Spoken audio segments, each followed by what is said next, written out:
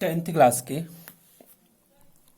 तीसरे अध्याय की छठी प्रश्नावली के हम 7वें खंड में, इससे पूर्व हमने 6 खंडों को हल कर लिया था। इस वीडियो में हम छठी प्रश्नावली के पहले प्रश्न के 7वें और 8वें खंडों को हल करेंगे। जानते हैं 7वें खंड में हमने क्या करना है। इक्वेशन इसने हमें दी है 10/x + y + 2/x - y = 4 और सेकंड इसने हमें ये दे रखी है। गिवन इक्वेशन 1 और 2 है। सबसे पहले हमने इसमें जो कॉमन टर्म थी 1/x + y को a मान लिया और 1/x - y को b मान लिया, जैसे हम इसके पूर्व वाले प्रश्नों में हल कर रहे थे। उसके बाद जो हमारी इक्वेशन है, दोनों के लिए हमने a और b के लिए इक्वेशन नंबर 3 मानी है। अब समीकरण 1 में हमने जहां पर 1/x + a आ रहा था वहां पर a लगाया, जहां 1/x - y आ रहा है वहां पर b लगा दिया। तो इक्वेशन फर्स्ट हमारी कन्वर्ट हो गई 10a + 2b = 4 और यहां से हमने अब प्रतिस्थापन विधि से इसको हल करना चाहे तो हमने इस समीकरण से a या b में से किसी का भी मान निकाल सकते हैं। हमने यहां से b का मान निकाल लिया। पक्षांतर करने पर b की वैल्यू आ गई 4 - 10a/2। इसको हमने इक्वेशन नंबर 4 मान लिया। उसके बाद समीकरण 2 से हो जाएगी हमारी 15a - 5b = -2 और इसको हमने इक्वेशन नंबर 5 माना। जो हमने समीकरण 1 से जो समीकरण बनी थी उससे हमने b का मान निकाला। इस b की वैल्यू को हमने समीकरण नंबर 5 में रख दिया। प्रतिस्थापित किया है हमने और ये पूरी समीकरण हमारी कन्वर्ट हो गई a में। यहाँ पर एलसीएम लिया, 15 दूनी 30 और -5 की गुणा अंदर कर दी, -20 माइनस प्लस के 50a और 2 पूरे के हर में आ जाएगा, क्रॉस मल्टीप्लाई में -4 हो जाएगा और पक्षांतर करने पर हमारे पास a = 1/5 आ जाएगा। इस प्रकार से जो हमें a की वैल्यू प्राप्त हुई उसको हमने समीकरण नंबर 4 में रख दिया। जहां जहां a आ रहा था वहां पर 1/5 रखा। b = 4 - 10 गुणा 1/5/2। 4 ऐसी रहा, 5 से 2 बार कटा 10, तो 4 - 2/2। 4 - 2 2/2 = 1। समीकरण नंबर 3 से अब जो a और b की वैल्यूज प्राप्त हुई उनको हमने समीकरण नंबर 1 में लगा दिया, क्योंकि हमने x और y के मान निकालने। तो 1/x + y = 1/5 है, तो क्रॉस मल्टीप्लाई पर x + y = 5 आ गया।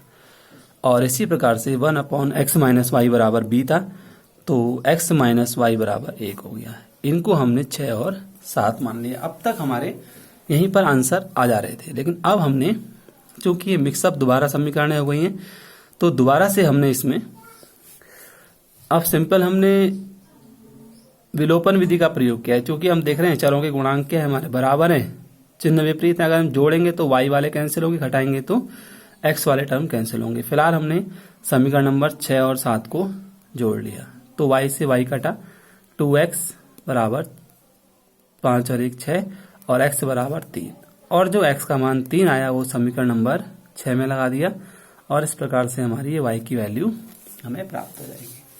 क्योंकि हमने अब सारी विधियों को पढ़ लिया है तो जो विधि हमें आसान लगेगी हम उसका प्रयोग करेंगे, पहली वाली यानी कि आलेखीय विधि और वज्र गुणन विधि को छोड़ करके, क्योंकि थोड़ी लॉन्ग विधियां हैं।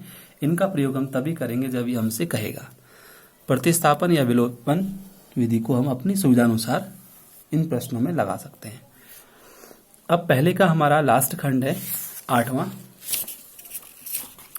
इसमें हमसे कह रहा है 1/3x + y + 1/3x - y = 3/4।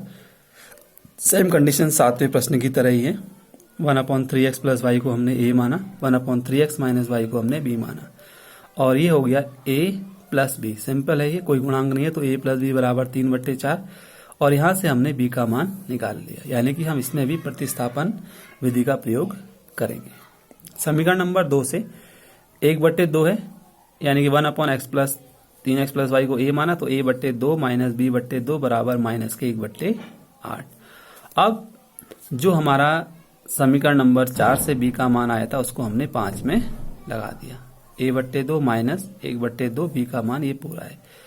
और यहां से हमने इसका एलशियम ले लिया, 4 इसका एलशियम लिया, क्योंकि अंदर हम गुणा करेंगे तो यहां पर हमारा 8 हो जाएगा, और 2 और 8 के हिसाब से हमने इसका एलशियम ले लिया है 8। तो जब एलशियम लेंगे 2 से 8 4 बार कटेगा तो 4a माइनस, यहाँ पर तो पूरा ऐसे ही आ जाएगा क्योंकि 8 है ही, इसमें माइनस चिन्ह के अंदर गुणा हो जाएगी, माइनस के 3 माइनस माइनस प्लस के 4a, और जो हर में 8 होगा वो बराबर के 8 से कैंसिल हो जाएगा। इस तरीके से समीकरण हमारी बचेगी 4a माइनस 3 प्लस 4a बराबर माइनस का 1। अब हम इनको आपस में जोड़ घटा लेंगे। 4a plus 4a 8a, minus के 3 है, उस तरफ जाकर के प्लस का 3 हो जाएगा, 3 माइनस 1 बराबर 2, a बराबर 1 बट्टे 4।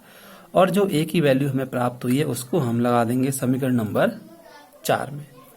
इस तरीके से हमें b का मान प्राप्त हो जाएगा।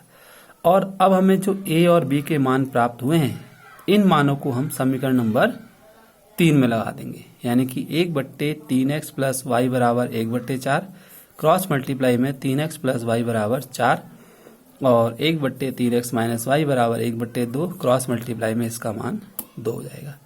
और समीकरण नंबर 6 और 7 को आपस में जोड़ लेंगे, y से y कैंसिल होगा, 3x प्लस 3x बराबर जो लेफ्ट में 6x बचेगा बराबर में 6 हो जाएगा, x बराबर 1।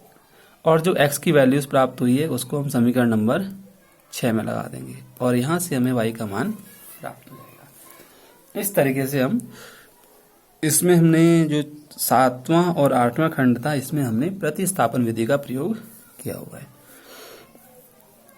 क्योंकि गुणांक आपस में इनके बराबर नहीं थे, लास्ट में तो गुणांक हमारे बराबर आ गए, तो लास्ट में जो हमने विधि अप्लाई की है वो 6 और 7 को हल करने के लिए विलोपन विधि ही अप्लाई की है। समीकरण नंबर 6 और 7 को हमने जोड़ा, चूंकि चिन्ह विपरीत थे, गुणांक बराबर थे, तो y से y कट जाएगा, घटाते तो 3x से 3x कटता और ये दोनों जुड़ जाते। तो यहाँ से हम जो 7वें और 8वें खंड है इनमें हमारी पहले भाग में इसकी प्रतिस्थापन विधि लगी हुई है और बाद के भाग में हमारी विलोपन विधि का प्रयोग इसमें हुआ है। दोनों ही खंड हमारे 7वां और 8वां एक जैसे ही थे। आगे की वीडियो में हम प्रश्न संख्या 2 के शेष बचे 3 खंडों को हल करेंगे। इस प्रकार से हमारा ये पूरा अध्याय लगभग समाप्त हो जाएगा।